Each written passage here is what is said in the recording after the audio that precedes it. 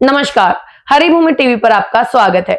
दिल्ली प्रदेश Congress committee के अध्यक्ष देवेंद्र यादव ने एक बार फिर आम आदमी पार्टी और बीजेपी पर जमकर हमला बोला है। उनका कहना है कि कांग्रेस ने दिल्ली में झुग्गी बस्तियों के लिए जो योजनाएं बनाई थी, वो आम आदमी पार्टी और बीजेपी के शासन में पूरी तरह से ठंडी पड़ी हैं। कांग्रेस ने 15 सालों तक दिल्ली में जहां झुग्गी वहीं मकान पॉलिसी के तहत झुग्गी वासियों को स्थायी मकान देने के लिए बड़े कदम उठाए थे। देवेंद्र यादव ने कहा कि कांग्रेस के शासन में हजारों फ्लैट बनवाए गए, जिससे लोगों का जीवन स्तर ऊपर उठा, लेकिन आपके 11 साल के शासन में झुग्गी वासियों के कल्याण के लिए कोई ठोस कदम नहीं उठाए गए। उल्टे बीजेपी के साथ मिलकर सैकड़ों झुग्गियों को उजाड़ने में भूमिका निभाई गई।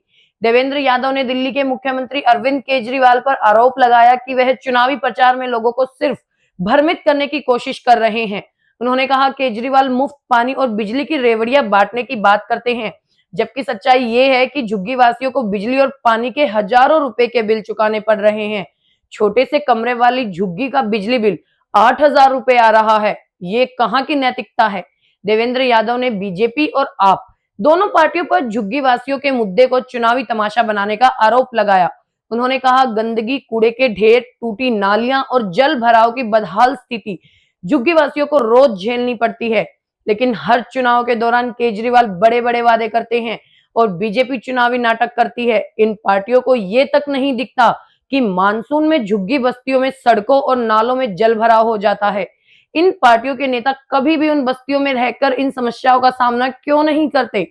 देवेंद्र यादव ने कांग्रेस की जहां झुग्गी वहीं मकान योजना की भी तारीफ की। उन्होंने बताया कि कांग्रेस की मुख्यमंत्री शीला दीक्षित के शासन में कठपुतली कॉलोनी, गोविंदपुरी, कालकाजी और जेलर बाग जैसे क्षेत्रों में झुग्गी वासियों के लिए मकान बनवाए गए थे।